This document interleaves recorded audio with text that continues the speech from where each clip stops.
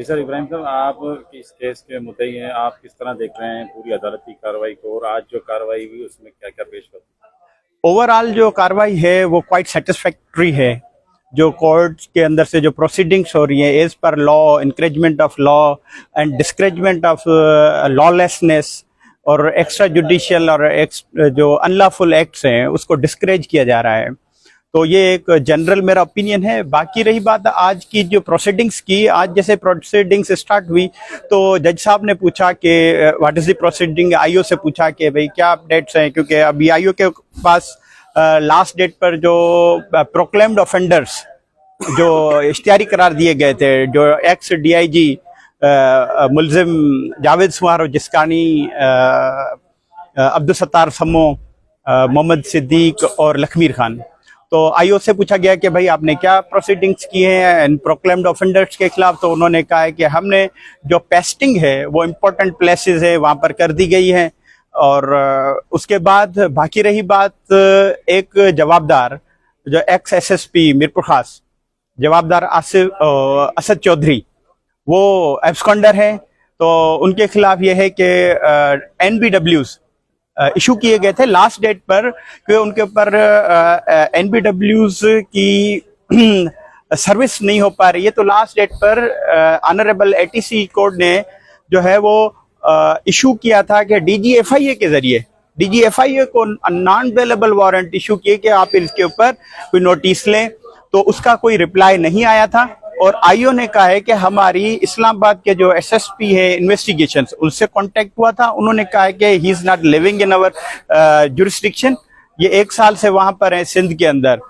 और दूसरा ये था कि एसएचओ साहब से जो है वो उन्होंने रिपोर्ट दी थी। अब यह है कि उनके खिलाफ 87 की कार्रवाई, उनको प्रोक्लेम्ड ऑफेंडर डिक्लेयर करना होता है। तो प्रोक्लेम्ड ऑफेंडर डिक्लेयर करने के लिए एसएचओ की एक रिपोर्ट जो है वो जरूरत पड़ती है।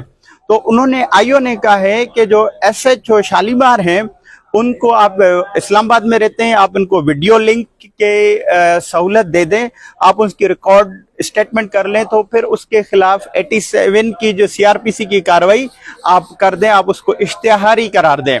तो एक ये थी। तो उन्होंने कहा चलो ठीक है, आप such request must be furnished in written form, आप रिटन के अंदर वो दे दें, हम उसको कंसीडर करते हैं कि आया इस चीज की हमारे पास लॉ के अंदर, लीगल एम्बिट के अंदर इसकी इजाजत है या नहीं। तो फिर हम उसको अकॉर्डिंगली डिस्पोज ऑफ करते हैं। अगर उनकी स्टेटमेंट होती है तो फिर वो एब्सकॉन्डर हो जाएंगे। बाकी दूसरी बात, जो 4 एब्सकॉन्डर हैं, बल्कि अब तो एब्सकॉन्डर नहीं, प्रोक्लेम्ड ऑफेंडर हैं, इश्तिहारी हैं। 87 की तो कार्रवाई हो गई, अब आनी है 88 की कार्रवाई। तो 88 की कार्रवाई के लिए आज जो ऑफिशियल्स हैं एफआईए के और आईओ साहब हैं, उनकी स्टेटमेंट रिकॉर्ड की जाएंगी। और आज जज साहब ने डायरी के अंदर लिखवा दिया है कि 88 की कार्रवाई इनिशिएट की जाएगी। उसके अंदर इनके एनआईसी कार्ड ब्लॉक्स किए जाएंगे, इनकी प्रॉपर्टी सीज की जाएगी, इनके बैंक बैलेंस सीज किए जाएंगे। तो आज इंशाल्लाह होपफुली एक ये ऑर्डर हो जाएगा। तो ये जो प्रोक्लेम्ड ऑफेंडर्स हैं उसके हिसाब से। और दूसरी एक प्रोसीडिंग्स ये हुई है कि प्रोक्लेम्ड ऑफेंडर्स के लिए पब्लिकेशंस जो दी गई है रजिस्ट्रार के जरिए से कि आप इनको न्यूज़पेपर्स के अंदर पब्लिश हो, लेकिन वो अभी तक नहीं हुई। अगर हुई है तो हमारे जो नज़र से नहीं गुजरी है। तो उनके लिए भी फ्रेश लेटर लिखा गया है कि भाई आप इसको न्यूज़पेपर्स के अंदर जो है वो आप इसको पब्लिकेशन करवाएं। बाकी रही बात आगे प्रोसीडिंग्स की, नेक्स्ट प्रोसीडिंग्स के लिए डायरेक्शन से ये दी गई है कि जो मिसलिनियस एप्लीकेशन है जवाबदारान की तरफ से 23 की एप्लीकेशन दी गई है कि ये केस जो भी है एटीसी के अंदर नहीं, at the point of the jurisdiction, कि ये एटीसी के अंदर नहीं चलेगा, ये सेशंस कोर्ट के अंदर चलेगा।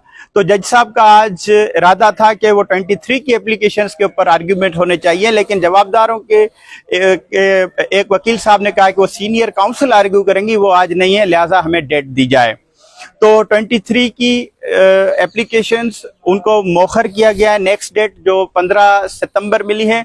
और साइमल्टेनियसली जो इनकी बेल एप्लीकेशंस हैं, जो जवाबदार जेल के अंदर हैं 497 बेल आफ्टर अरेस्ट, और जो इंटीरियम बेल एप्लीकेशंस पर हैं काफी अरसे से 11 महीने से, तो उनके ऊपर आर्ग्यूमेंट्स के लिए 498 के ऊपर आर्ग्यूमेंट्स के लिए भी कहा गया है और सख्ती से कहा गया है कि तमाम जवाबदारों के आपके वकला होने चाहिए यहाँ पर इन अटेंडेंस, हम आर्ग्यूमेंट सुनेंगे। अगर वो नहीं होंगे तो हम नॉन प्रोसिक्यूशंस के अंदर भी आपकी जो एप्लीकेशन है उसको हम डिस्पोज ऑफ कर देंगे, क्योंकि बहुत काफी सारा अरसा इसके ऊपर लगा है। वो एक क्वेश्चन ऑफ लॉ था जो अभी डिसाइड हो चुका है।